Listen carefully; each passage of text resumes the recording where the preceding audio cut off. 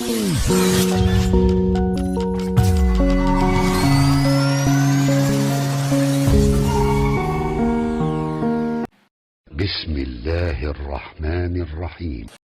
Abu Bakar Siddiq, siapa dia? Kenapa surga tidak dimasuki satu orang pun, baik dari Nabi Adam sampai manusia terakhir, kecuali Abu Bakar Siddiq yang pertama?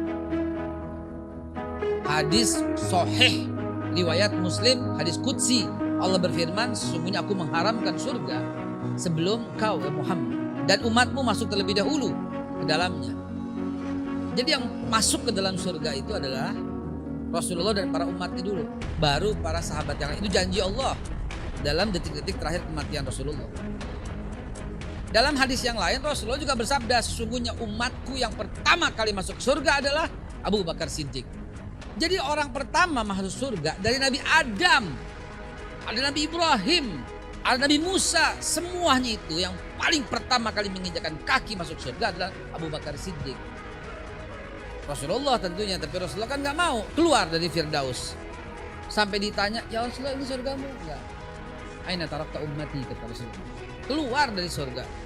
Kau taruh di mana umatku, wahai malaikat? Begitu kan?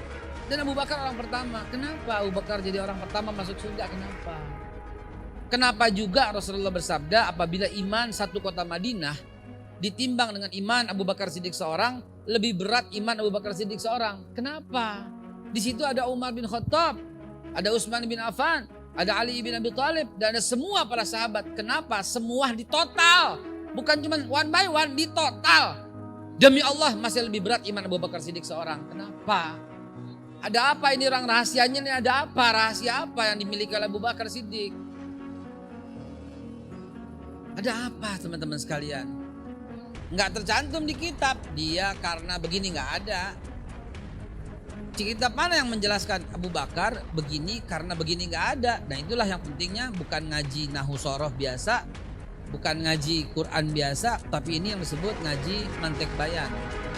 Itu logika, mencari ilmu di balik ilmu. Ketemunya di hadis juga. Rasulullah bersabda, man dalla ala khairin falahu mithlu ajrin fa'ilih. Siapa yang mempelopori sebuah perubahan, menjadi penggerak perubahan, dan orang lain mengikutinya, falahu mislu ajrin fa'ilihi, maka orang itu mendapatkan pahala seberat sepersis mislu, semisal apa yang orang kerjakan. Maka dimanapun yang namanya Utsman bin Affan sujud, demi Allah pahalanya buat Utsman bin Affan dan buat Abu Bakar. Kenapa? Karena lisan Abu Bakar yang mengislamkan Utsman bin Affan. Abu Bakar dakwah kepada Abdurrahman bin Auf, dan Abdurrahman bin Auf masuk Islam karena sebab Abu Bakar. Abu Bakar dakwah kepada Thalhah, Ubaidillah dan Zubair bin Awam, dan dua-duanya masuk karena Abu Bakar Siddiq. Yang lebih mengagumkan, Sa'ad bin Abi Waqqas masuk Islam karena lisannya Abu Bakar Siddiq. Kemudian Sa'ad bin Abi Waqqas ditugaskan oleh Nabi ke Madinah, dan satu kota Madinah masuk Islam. Siapapun yang sujud di kota Madinah, demi Allah pahalanya juga buat Abu Bakar Siddiq. Bagaimana nggak hebat penggerak perubahan itu, saudara? Penggerak perubahan itu adalah, ya Rob, ini dahsyatnya penggerak perubahan. Dan antum teman-teman para wartawan yang hadir sekarang berhak dan insya Allah mendapatkan itu ketika menuliskan berita ini dengan benar. Dan orang jadi nonton, jadi lihat, jadi berubah gara-gara tulisan antum semua. Apa sih ini? Siapa yang nulis? Oh ini, gue lihat, boleh juga ya. Gara-gara tulisan antum itu orang jadi banyak berubah. Demi Allah antum berhak mendapatkan pahala itu. Antumnya udah tidur, lagi santai, lagi buang air, lagi bobo, lagi ngapain aja, tapi pahala terus tercatat oleh rakib sebelah kanan antum. Gara-gara lisan Abu Bakar Siddiq, Utsman bin Affan masuk Islam. Gara-gara lisan Utsman bin Affan, Muawiyah masuk Islam.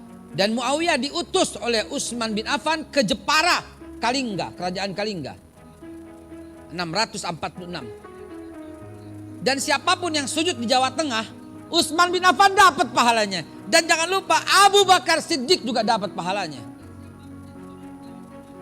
Coba, kebayang gak gitu loh. Dari jalur yang lain, Ali bin Abi Thalib langsung dari Rasulullah SAW, tidak melalui Abu Bakar Siddiq. Dan Ali bin Abi Thalib lah yang menyebabkan Islamnya para Ahlul Bait. Dan salah satu di antaranya dalam Bani Umayyah adalah Umar bin Abdul Aziz. Dan beliau mendarat di Palembang. utusannya atas undangan daripada Raja Sriwijaya, ya, Sri Indra Farman waktu itu. Siapapun yang sujud di Pulau Sumatera, pahalanya dapat Khalifah Umar bin Abdul Aziz dan dapat sampai datuknya, yaitu Sayyidina Ali ibn Abi Thalib. Makanya jangan main-main, saudara. Penggerak perubahan itu adalah memiliki pahala abadi sepanjang masa. Dan sekarang peluang itu ada di depan mata.